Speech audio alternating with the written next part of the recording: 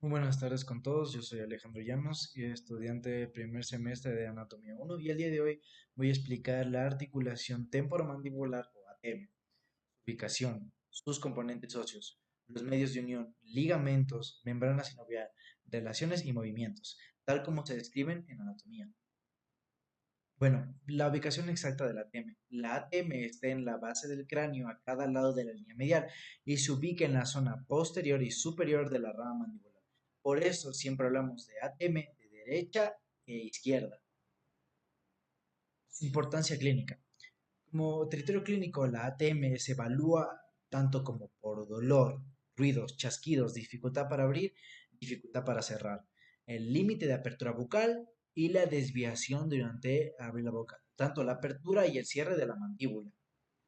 Ahora, los métodos de diagnóstico para la imagen, tanto como para huesos o tejido blando. Para estudiar la ATM se menciona una radiografía panorámica, la cual da una idea general de la forma del cóndilo. Puede ser también una radiografía específica de ATM, de boca abierta y boca cerrada, enfocando solo a la articulación de este. Una tomografía, en la cual es mejor para ver detalles óseos, medir y comparar cóndilos.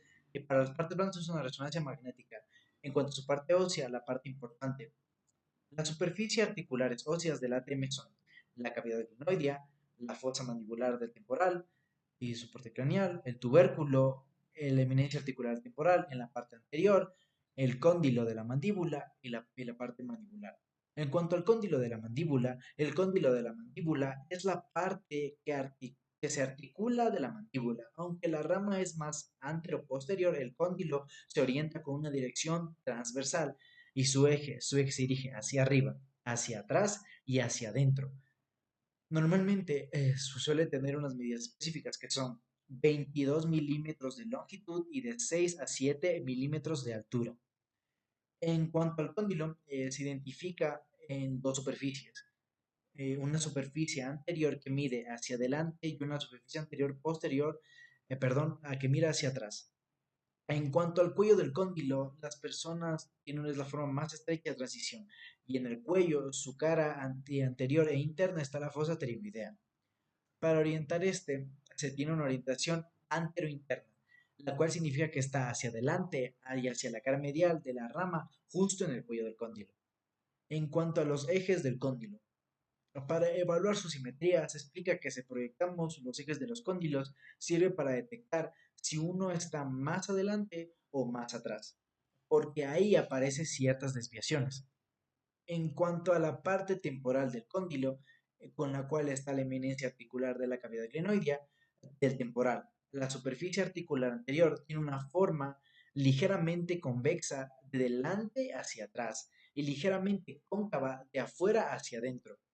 La cavidad glenoidea es cóncava y normalmente se la describe con medidas de 22 milímetros en su diámetro transversal y 20 milímetros en su diámetro anteroposterior y se relaciona proporcionalmente con el cóndilo. En cuanto a los límites de la cavidad glenoidea, en la cavidad glenoidea se escriben límites como, primero que nada, anterior, la cual está la raíz transversal del zigoma, posterior, la apófisis vaginal y cresta petrosa, el externo, el cual está el tubérculo zigomático, y la raíz longitudinal del zigoma, el interno, el cual está la base de la espina del esfenoides. Y en cuanto a la cisura del Gleiser y la división articular, no articular, no todo, se tiene que tener en cuenta que no toda la actividad glenoidea es articular. En su parte media hay la cisura de Gleiser, que divide una porción anterior articular y una porción posterior no articular, que forma el límite anterior del conducto artigo externo y que tiene tejido graso como colchón. El menisco y el disco interarticular, en el cual están los componentes medios de unión. Entre los ejercicios óseos que está el menisco articular o disco, la cual es un fibrocartílago que armoniza las superficies y reduce la fricción y el desgaste. Su forma es un lente bicóncavo, oblicuo hacia arriba y delante. Tiene una cara antero-superior relacionada con una zona temporal y una zona posterior-inferior relacionada con el cóndilo mandibular. Sus bordes son anterior delgado, posterior grueso y sus extremos se relacionan con la cápsula. Además, los extremos laterales se fijan al cuello del cóndilo. Tienen que también tener en cuenta que si lo vemos de una forma clínica, el disco se deteriora o perfora, podemos ver fricción, ruido, chasquidos o se puede alterar el movimiento de la mandíbula. En cuanto a la cápsula articular, envuelve a la articulación y se fija al temporal y al cóndilo. Sus inserciones se describen de la siguiente manera: tanto por fuera hacia el tubérculo cigomático, por dentro hacia la espina del esfenoides y por detrás hacia el labio anterior de la incisión de Gleiser. Abajo se siente el cuello del cóndilo, avanzando más en la parte posterior que en la parte anterior. La cápsula es una parte importante, ya que en la cápsula por dentro se adhiere a la parte media y a las partes del menisco. Ahora las fibras internas de la cápsula. Se distingue que las fibras internas tanto largas como cortas, las largas siendo unos segmentos óseos y las cortas son directamente al menisco. Posteriormente tenemos obras elásticas que van desde el cisor de Gleiser hasta el borde posterior peritoideo y van a la parte anterior del cóndilo. Tenemos los ligamentos de refuerzo también, los cuales los ligamentos refuerzos son los que se encargan de cubrir la cápsula por fuera. Tenemos el lateral externo, que está por fuera de la cápsula. Sus fibras se dirigen hacia atrás y hacia abajo, llegan al borde paritoideo y se insertan arriba en el tubérculo cigomático y la raíz transversa del sigma.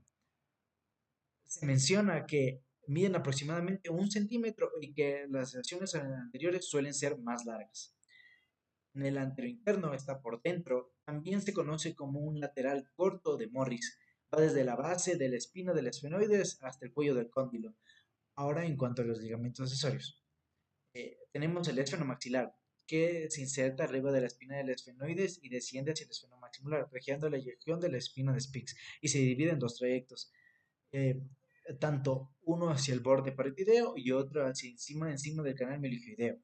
La estilomaxilar, que va desde las estiloides hasta la mandíbula; la pterigomaxilar, que va desde el gancho de la pterigoides hasta el borde pilar de la mandíbula; la membrana sinovial, que el ATM tiene una membrana sinovial con líquido sinovial que reviste dentro de la cápsula. Se explica que por la inserción del menisco, la sinovial se divide en suprameniscal e inframeniscal. En las relaciones externas, por fuera de la ATM, pasan estructuras vasculonerviosas importantes. Se menciona la arteria temporal superficial, la arteria transversal de la cara y rangos nerviosos temporales. Esto importa en traumatismos. Puede haber desviaciones y también sangrado o hematomas si se comprometen varios vasos sanguíneos. Ahora en las relaciones internas y superiores. También hay relaciones internas, músculos, vasos, nervios de la región, y superiormente la ATM se relaciona con estructuras craneales, por lo que un daño importante puede tener consecuencias mucho mayores. Por eso es fundamental dominar la anatomía de la ATM.